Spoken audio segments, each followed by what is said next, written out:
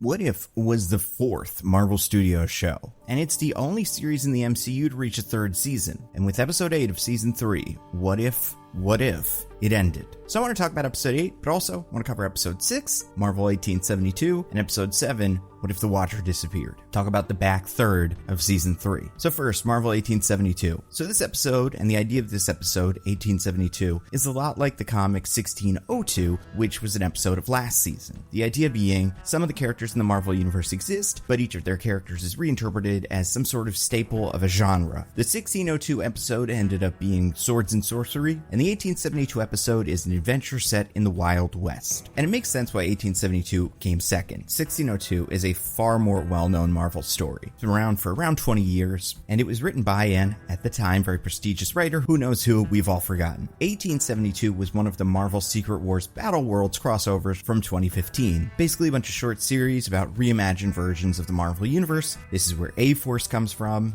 MODOK, Angela's assassin. There's a lot of good comics here. And 1872 was fun, although none of the ideas that show up in that book make it here, besides just Marvel characters in the West. And we do get the Tony Stark name check because he's a big figure there. But this episode is mostly focused on characters from Phase 4, with the leads being Shang-Chi, voiced by Simu Liu, and Kate Bishop Hawkeye, voiced by Haley Steinfeld. We also get an appearance from Walton Goggins, who is, man, if there has ever been an actor who it's like, listen, he has no business being in this, but he should probably be in the Western episode, it's Walton Goggins, because that man can do this in his sleep. And I didn't even watch Justified, I just know that from watching Fallout. And the version of Sonny Burch that we see in 1872, easily more interesting than the version of Sonny Burch from the actual Ant-Man and the Wasp movie that a lot of you probably forgot he was in. This episode also featured Wyatt Russell as John Walker for a little cameo, and then Meng'er Zhang, the actor who played Zhai Ling in Shang-Chi and the Ten Rings. And that makes this one of 2 episodes where everyone from the live-action Marvel Cinematic Universe came back to voice their counterparts in What If, the other one being What If Agatha Went to Hollywood. And overall, I think this is one of the most successful episodes of this season. Is it my favorite? Probably not, but I think it does exactly what it's trying to do very well, and a lot of that comes from the strength of the Wild West genre. It is so simple. So many of these archetypes are so understood, even by audiences like myself who don't watch a ton of Westerns. It's also a genre with a lot of style that is easy to transpose onto What If. It also doesn't hurt that this episode features a lot of kung fu, which obviously comes from the Shang-Chi side of the MCU, but I think What If does that very well. In fact, I think this season has been all over the place in terms of what looks good and what looks bad, because I think there have been dancing that I don't love, but then a lot of the fight choreography in this looked great. It just seems to be that this series has strengths and weaknesses when it comes to animation, and I think one of the strengths can be these long-take, highly choreographed action sequences. It's why all the fun anime stuff really works. Then some of the things that don't work as well, the casual walking around, some of that looks a little stiff. I think the horses in this episode looked a little weird sometimes. And sometimes the backgrounds of these shows just don't have enough life. Honestly, I remember watching the episode with Darcy and Howard the Duck from earlier this season, and there's a bit when they go into a room with a lot of other people in it, and none of them were moving. And I thought, oh, this is a trap. These aren't real people, these are like dummies, or holograms or something, and Darcy and Howard are going to sit down, they're going to look and go, oh my gosh, we're the only real people here. But that just happened to be how all of the background extras are animated in this series, so I don't know, some things work, some things don't. Anyway, a lot of this worked. I think this series does very well with light, and that is something that is very specific to the Western genre. Sun setting, high noon, all that, looks great. This is another thing with this show. Simu Liu and Haley Steinfeld, Shang-Chi and Hawkeye, are both really fun characters. They have a lot of personality, they're just charismatic actors, and we never see them because we have so many stories going on at once. And besides Shang-Chi very briefly being in the mech episode, these characters have not made other appearances, and it reminds you like, oh, there is a future here. Like, these characters will be the future of the Marvel Cinematic Universe, and it's going to be strong. We're just not there yet. We need to have them in live action, interacting, and then everybody will love it. Other strength of this episode, I really like the way everything was reimagined. I mean, obviously, Hawkeye, you don't have to reimagine that much, just guns instead of arrows. And you honestly could have gotten away with arrows, but I think guns are fine. I thought it was adorable how the Shang-Chi thing is that he doesn't have 10 rings anymore that he uses to fight. You summon him by ringing a bell 10 times. I think that is super clever. And it fits in with the genre because, like, of course that's not how this character works. He doesn't just teleport to wherever a bell is rung 10 times, but that's how these Wild West legendary characters work. They have this mythology attached to them, and then they just kind of show up and everybody imagines their magic. I like that a lot. Love the idea of Sonny Birch using hypnosis from Russia as a callback to the Winter Soldier. I think that's fun. I like that we have a big enough universe now that if you have to figure out, like, a character's hypnotizing another character, how's he doing it? Let's say he knows somebody in Russia, and then we could go, oh yeah, because they have hypnosis there. The same way, like, if we had to make a character invisible, you'd go, well, maybe it's cloaking technology, like the Helicarrier, or like Quentin Beck drones. Like, we have enough things that we can pull different elements of the MCU into a what if story, and it makes sense. I think this episode's biggest problem, and this is the thing that I said to my girlfriend as we were watching it and we got done, it was that this is probably going to make a lot more sense when that Ironheart show comes out. Because, for people that don't know, the Hood plays a major role in this. The Hood is the leader of this criminal empire that Walton Goggins' Sonny Birch works for, and apparently all the rest of the goons do too. And what we will learn at the end of the episode is that Xialing, Shang-Chi's sister, defeated the Hood, took the Hood for herself, and she's trying to use it to raise her own army to remake the American West. But two things are a little unclear here, and I think they both will be explained in Ironheart. The first one is, how does the Hood work? What does it do? Because it's very specific. It makes you invisible while you hold your breath. I think they went out of their way to make that something that was obvious. But then the second thing that's a little less intuitive, and honestly this may not be how it works in the MCU, but I have a feeling this is how it works. Using the Hood makes you evil. It brings out evil in you because it is an object associated with demons and the devil and stuff like that. So Xialing was corrupted by the Hood. That was why she was kind of more evil, because honestly what she's trying to do, protecting the vulnerable Chinese immigrants in the American West, like, that's pretty reasonable. But the Hood makes you go overboard, so it's like, oh, a character doing this with the Hood, it's never going to work out. I think both of those things, how it works and what the consequences are, will be more clear when Ironheart shows up and we get more Hood. But that's just the release schedule, and Ironheart's been in a weird spot, so what are you going to do? This episode also started with the Watcher kind of describing how what if works, saying, sometimes it's like, what if this guy met this guy? But other times, if you go to the outside of the multiverse, you get really weird stuff. We saw Frog Thor and Alligator Loki. Then we saw this one picture that it seems to be pirates, which great, led by Crossbones, with what I have to assume is Medusa the Eternal, and then a character that I think is supposed to be Rock Python, a member of the Serpent Society. I only know that because of, like, the color, specifically in the mask. That looks like Rock Python, but, like, he's never been in the MCU. I'm pretty sure he's not going to be in there anytime soon, so I don't know why that was in that picture, but sure. And then Shotoon's Ultron, that sounds fun. I think What If is playing a slightly dangerous game by teasing episodes that might be more fun than the one we're watching, although, to be fair, I think this episode was as good as any of those could have been. I do think if we were getting a fourth season, you'd definitely do that Frog Thor. Style it like a Disney movie, it would be so much fun. One other thing I'll say that's like a negative a little bit, I feel like the Kate Bishop model looked kind of generic. I only say that because I think a lot of the actors in this season of What If have been really well modeled. I think Simu Liu looked great. Like, I think that looked just like him. Agatha looked great. Riri looked great. Kate Bishop, I don't know what it was, something about the face. It didn't look bad, it just did not look like Haley Steinfeld in a way that was a little strange. Yeah, overall I think this is one of my favorites. Definitely one of the best in the season. Executed very well. Loved the introduction of an Iron Fist. Specifically, this is Kwai Jun Fan. Iron Fist 2 had a couple appearances in the Brewbreaker Fraction Iron Fist run. Fun shout out. Justin Hammer kind of got brought up by the mentioning of Hammer as a company, so that's great. Yeah, if more episodes were like this show would be a complete winner. Then we've got What If Season 3, Episodes 7 and 8. What if the Watcher disappeared, and what if? And since they're pretty much two parts of the same episode, demonstrated by the fact that Episode 7 ends with to be continued, I think it's worth looking at them together. And my main thought about these two episodes is reinforced by a line early in Episode 7, and it's this.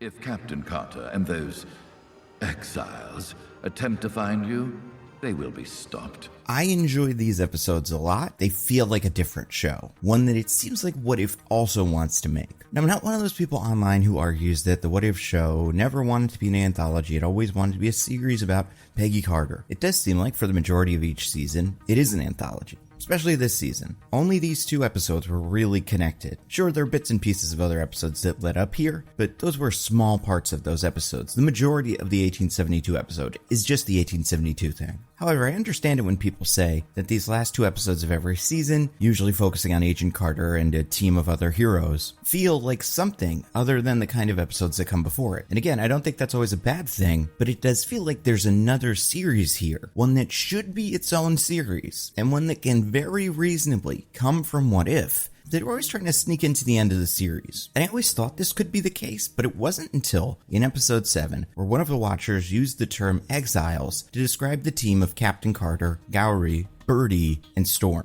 which is a weird name to use because they don't appear to be exiles. They're not exiled from their home universes. It seems like Birdie just goes back to hers from time to time to deliver donuts. And we don't know what happened to Gowrie, but last we saw her universe was fine. But they clearly are this team of multiverse hopping heroes from different multiverses who have come together to fix the universes that have some sort of anomaly, a thing from another universe that's invading it and causing trouble. A lot like the characters in Across the Spider-Verse. And that also happens to be the pitch for a very fun comic series called The Exiles. It started in the early 2000s and it was sort of an X-Men spin-off, although not every member of the Exiles was a mutant. Basically, a mysterious multiversal figure recruited a bunch of heroes from different universes, some of which were dystopian universes like the Age of Apocalypse universe. Others were different universes, and a couple of heroes I believe even came from the 616 universe. Pretty sure that's where he got Beak. But these heroes were all assembled by the Time Broker, this mysterious multiversal figure with lots and lots of power, and forced to do missions fixing broken universes until their sentence was deemed finished and they were able to go back to their normal lives. And they would be replaced with a new figure from a new universe. Now again, I think it should be obvious, these guys aren't exiles either. Based on the definition of the word, exiles need to be exiled from their universe. They were not exiled, they were stolen from their universe. But because this was largely a team of X-Men, their book had a title with an X in it. So when one of the Elder Watchers uses the word exile, it becomes very clear. That's what these Peggy Carter episodes really feel like. Some sort of Exiles, Legends of Tomorrow series, where a bunch of heroes who don't know each other with different backgrounds come together, go to different universes, and fix multiversal problems. Instead of the Time Broker, you have the Watcher, who's sending them off. And instead of Blink, who was the most consistent member of the Exiles, you had Captain Carter, the most consistent member of these Exiles. And it just gets to me. And I know they couldn't do this. But what should have been happening is What If should have been going on its own time. 8 episodes, all disconnected from each other. Maybe we revisit the same universe in another season just to check back in on Howard the Duck or Agent Carter if we want to, but no connections. Until an Exiles show is created. That is a different show where these characters are brought together, they go do little quests, and then they are switched out with other characters from What If or from universes where we can just figure out what happened, like Storm Thor. We don't need to know the whole background of that universe, and if you really want to get a background, you can read the Marvel comic that idea comes from. But Exiles would be a team show, characters working together. We would have opportunities to play with strange multiversal variants, much like the ones that show up at the end of episode 8, where it's like Samurai Ghost Rider, that sounds cool, but maybe we don't want to do a whole samurai episode. I mean, again, we should do a samurai episode, but if we didn't even want to do that, just throw him into the Exiles for a little bit. These two shows should have been working together, but they probably shouldn't have been the same show.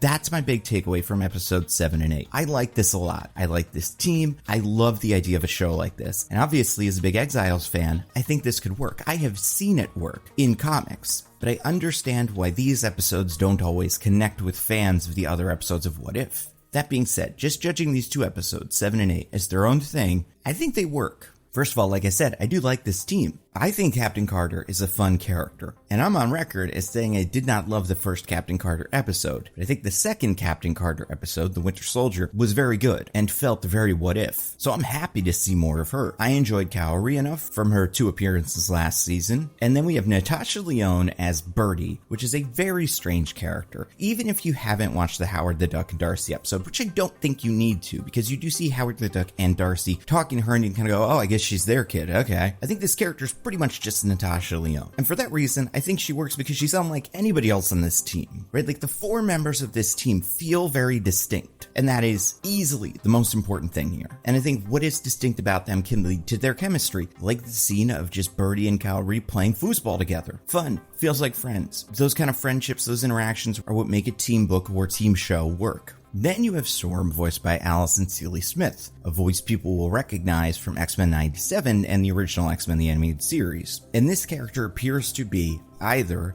a Storm who inherited the powers of Thor, or just what if Thor, the Asgardian hero, was a woman named Storm instead. So it's unclear whether she's just like a mutant or an Asgardian with mutant-like powers, but either way, very fun. Again, a very different personality from the other members of the team, very fun powers, and just always great to see more mutants in the MCU. And great that the episode didn't feel the need to explain her, because everybody gets it. Storm and Thor have similar power sets, and like in the comics, this has happened before. So why not? I think the cold open of the team fighting the Hydra monster on the planet from What If Nebula was part of the Nova Corps, which is apparently the 625 universe, so it's right next door. I thought that cold open was great. I've heard people say that this version of Captain Carter seems way more overpowered than previous versions of Captain Carter, and I think, A, she seems older. We haven't seen what happens when a Captain America gets older. We've seen what happens when there is an old Captain America, but we've never seen that middle time. So maybe like a Thor, as they age, they get more powerful until they kind of fall off a cliff and become an old man. Or other option, she's been up to a lot of stuff we don't know. Maybe using the Infinity Stones in the finale of Season 2 granted her more power.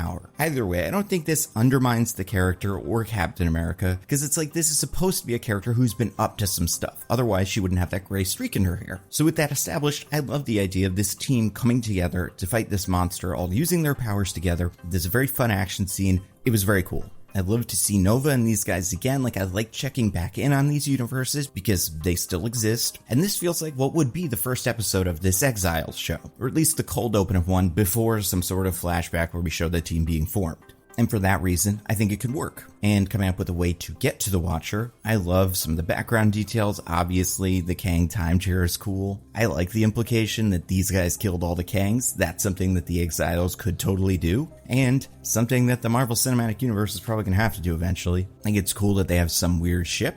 It makes sense that Birdie is the pilot.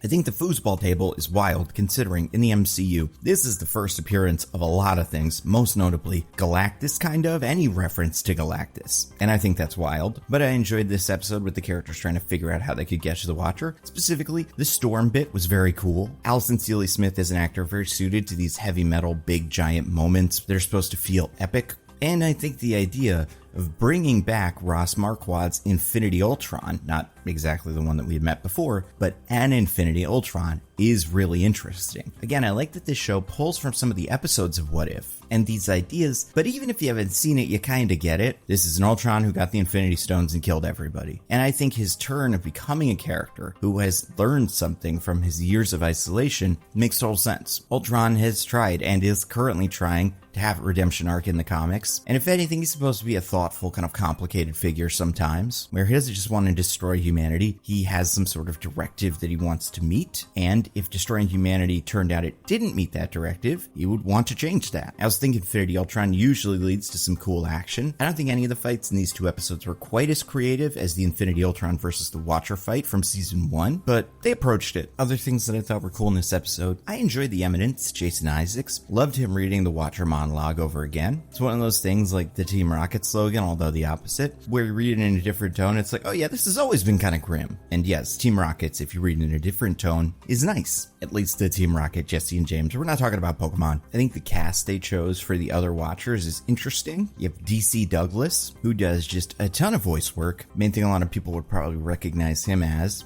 one of the villains, Ravis, in Star Wars Jedi Survivor. And then you've got Reinhardt, Darren DePaul, as the Executioner, who also happened to do the voice for Zeus in the Howard the Duck and Darcy episode. I think they're all good. I think this could have been one Watcher, but I understand why in episode 8 you wanted to have a big fight, so it had to be 3. I think all these guys get more to do in episode 8, so talking about them in terms of episode 7 doesn't really matter. Alright, let's talk about the final episode of What If for now. Episode 8 of Season 3, confusingly titled, What If, What If? As far as finales go, I think this made about as much sense as any finale for a show like What If can make. Because either it's any episode, if they are fully disconnected, anyone can be the last episode of What If, or we do what we've been doing up until now, and the 2 last episodes of each season are this Proto-Exiles team forming and stopping a big multiversal threat. I do think it's interesting that the show decided to make the Watcher the main character of this episode. We see his past, we see the conflict through his eyes. and he gets the resolution at the end. I did not think when What If started, we would find out much about the Watcher. I really did think it just would be a character that introduces every episode and maybe interferes once or twice. But this new version of Uatu the Watcher is very different from the Uatu we know from the comics. Especially since, in this episode, we got into the rest of his Watcher business by spending more time with the Eminence, the Executioner, and the Incarnate. I do think the most interesting idea in this episode, for sure, was the difference in philosophy between Uatu and the Eminence and the other Watchers. Because this is not an idea that gets explored in comics very often, and specifically with respect to the Watchers and these other cosmic super beings. But it is an idea that gets explored in the Marvel Cinematic Universe quite often. The Watcher believes he should interfere. He should fight injustice if he has the power to do it, even if he has taken an oath and been given great power because of that oath, that hinges on him not interfering. The Eminence and the other Watchers, they don't interfere because they see interfering as beneath them. They believe other people don't matter, where Uatu believes everyone can matter, at least a little. And that feels sort of like the same conflict in Loki, although the reverse, right? In What If, Uatu believes a super being with cosmic power should sit in some observation deck and make big decisions about the universe. What it feels are just and unjust, right and wrong. Whereas Season 1 Loki believed people deserved free will, they were getting that stolen from them by a cosmic super being watching over everybody and making decisions for everyone.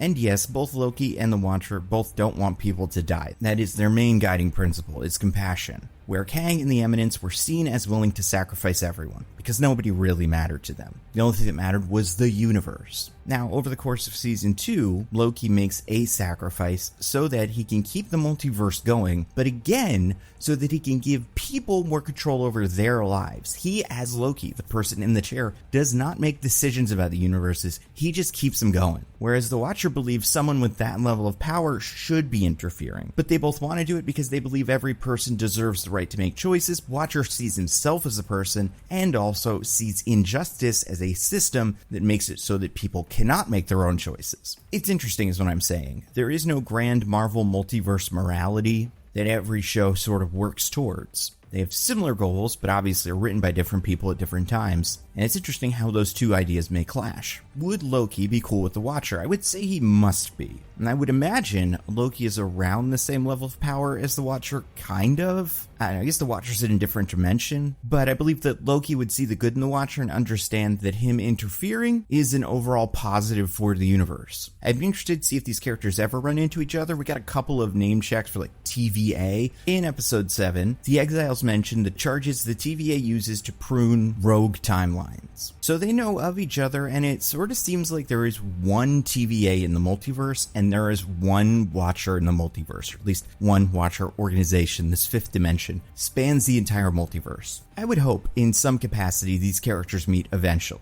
So besides philosophy, what was this episode? It was another big anime fight. That's what we tend to get at the end of these seasons. And listen, I think it's good. This is always really well choreographed, well-directed action. It's creative, it's kinetic. I really think, even if we're not doing any more what ifs, Marvel should take this style that they've created and these animators who've learned how to use it to make these big fights and create some sort of action anime about the Swordmaster or Penny Parker or Iron Fist. Because Marvel Zombies does seem like it's using this style, but after that, Eyes of Wakanda has its own style, and the Spider-Man cartoon has its own style. So I don't want to see this what-if style just go to waste, because it is good. Let's talk about some other fun things. I like the bit where Uatu is getting all of his crimes read out to him, and the Eminence mentioned A, Reed Richards, that's cool, and then B, Madison, and I liked how that was played as a joke. He was just like, I don't know. I think it's fun that Madison still kind of exists in the MCU. I enjoyed Captain Carter's line. Congratulations, now you know what surprise feels like. I also think this line read from Storm was interesting just because of how much she emphasized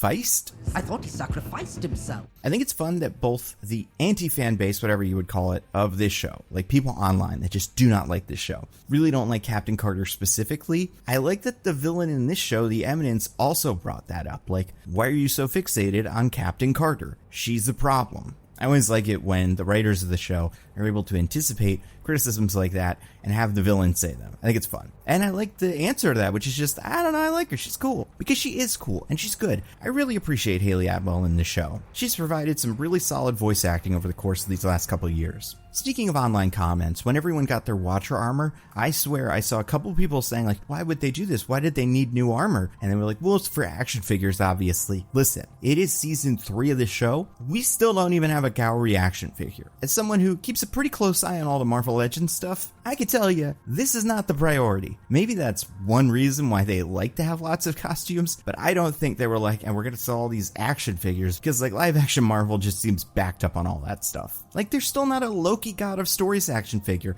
There's still not a High Evolutionary action figure. And the Brave New World Red Hulk head sculpt is really just the Mark Ruffalo head sculpt. We should get a new one for Harrison Ford. Anyway, I digress. Looking at other versions of characters as they were getting their multiversal selves erased was very strange. Some were cool. Really liked Wakandan Storm. Nova Birdie and Duck Birdie were cool, especially because Nova Birdie looked closer to the Rick Rider Nova design than we've seen so far. But apparently there is a version of Gowry who is either a horseman of or just plain old Apocalypse in her universe. That's interesting. And then we saw a version of her that was Captain America, which I loved, and one version that was the cloak or something, and then a version of her that's just an X-Men, which without the face paint, I would just assume is supposed to be Mirage. And that's not a dig, that's just like, man, I see the New Mutants everywhere I look, whether they're there or not. Captain Carter got a Black Knight version, which makes sense. Some sort of British Sabretooth, an Elektra, a Deathlock, a Valkyrie, and then one other one that I thought was cool. Apparently Birdie in an alternate universe is just Archangel. Like fully just Angel, the usual costume. I don't know if this one works with the Apocalypse that is Gowry. Either way, I think it was fun because this was all little Easter eggs and stuff, but it was Easter eggs about X-Men, because I think all of the writers of this show, and they've said it in interviews, they were like, oh, we would use more X-Men if they told us we could, but we weren't able to because of the way these line up. But like, I love how many times X-Men were referenced in these episodes. Also, another thing I loved, my goodness, so much Kirby Crackle in this episode. That's sort of a style that was popularized by legendary Marvel artist Jack Kirby.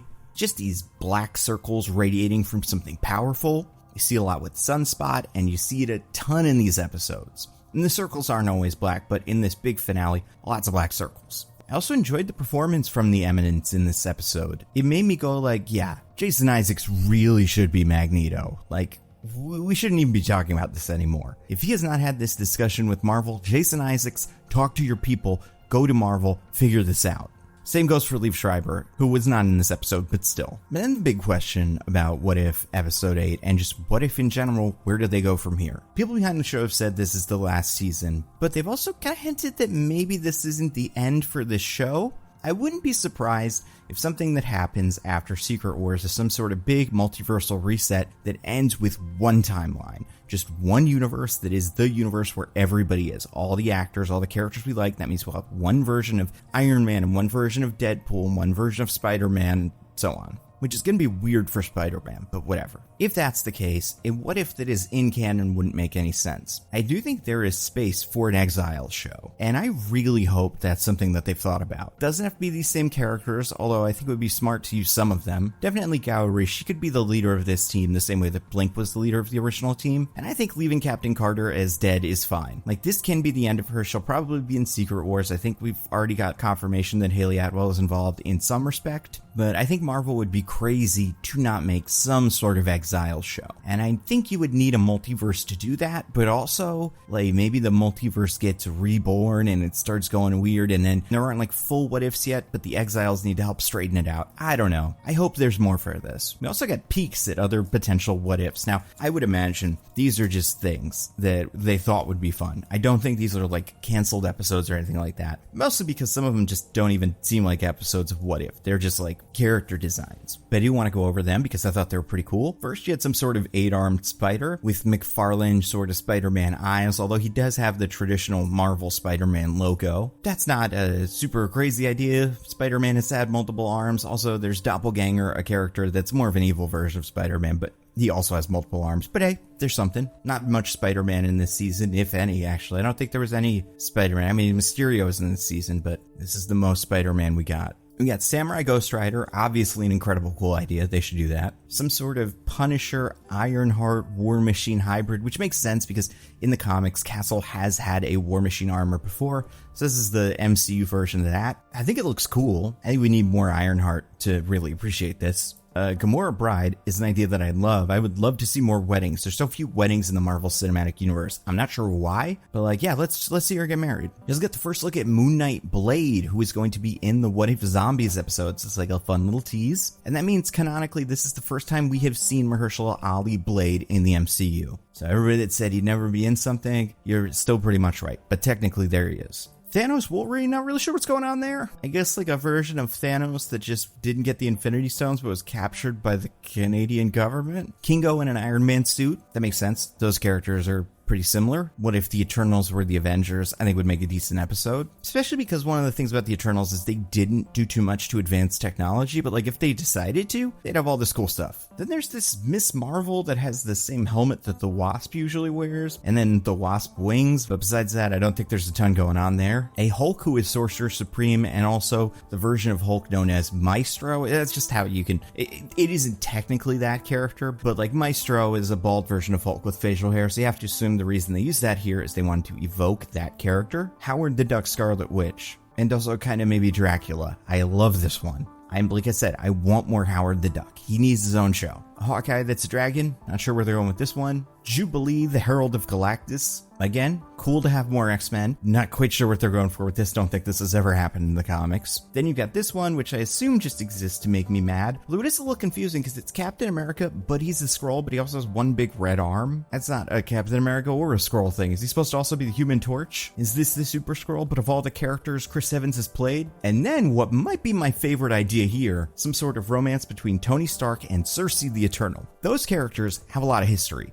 Cersei was an Avenger. Her and Gilgamesh are pretty much the only two Eternals that were Avengers, and she had a much longer tenure than him. So I wouldn't mind seeing like Age of Ultron if Cersei was also an Avenger. Also, I'm just kind of into this one because all the other ones are characters in like a fighting stance or something, but this is a dance. A dancing episode could be cool. What if Deadpool had lots of guns? What if Deadpool had lots of guns? Can't imagine what that would be like. Young Hela. What if Shang-Chi was a Guardian of the Galaxy? Then I think a Cowboy Loki and some other ones we move through too quickly to really make sense of. This is the thing. These designs are cool, and these are characters that don't need to make a ton of sense, but like if we were doing an Exiles show, they could just show up. They could be the new guy that's helping that week. You know, young Hela, Iron Man Kingo, they're just part of the team. We don't need to know their whole backstory. It's just like, I guess you're a Kingo that did what Iron Man did. Cool. And we can build the characters up from there. So exploring all the universes is the most important part. The Exiles would be more about characters. So listen, after hearing the word Exiles in episode 7, I do kind of feel like there's probably a conversation at Marvel about an Exiles something. A lot of it depends on what's going on with the universe and who would be available for that, but I hope they make it, because it would be fun. So, big question, did this finale of What If work? I think it more or less worked as the finale to the 3 seasons of television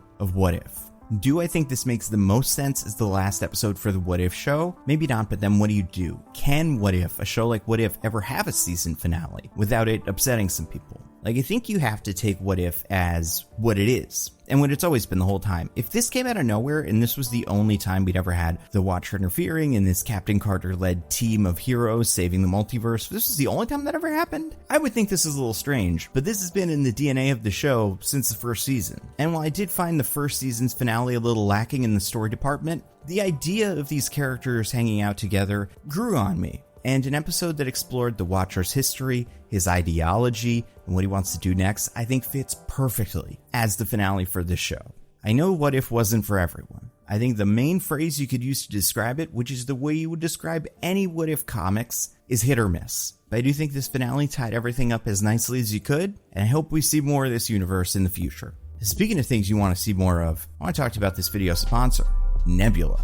You know Nebula, it is a subscription streaming service that I and a bunch of YouTubers helped to create. It focuses on giving the creators more power to make the cool stuff that you guys already like and giving you guys a better experience for watching it. That means all my videos go up ad-free Some of them are early. The Nando V Movies videos are early. The Nando Cut videos are like a little early, but they're not as early because they're like a thing that happened yesterday usually. We curate different video lists based on what people are talking about. So if you're watching that new Dune show, for example, and you want to watch some videos about Dune, we've got a bunch of those. We make that really easy to find. You can just watch that. We also have Nebula Originals. So these are all kinds of things. We've got like a pro shoot of a play by Abigail Thorne. Patrick Willems has made a Christmas special. His full-length feature film about an evil coconut. He's got a new short film coming out with a cast full of actors like Zach Cherry, who fans of this channel, I mean, you know him from so many things. Perhaps he has been in Severance, you love Severance, Fallout, but I mean, realistically, a good portion of you know him as the guy who tells Spider-Man to do a flip, or the guy who was taping the Shang-Chi fight. But either way, he is in this, and that is something you can only watch on Nebula. Tom Nichols just made a documentary about gerontocracy, about how boomers have changed the world and government, and is it good, or is it even really a thing? A subject that has only gotten more relevant since this documentary came out. We have so many other cool things I think you guys are going to love.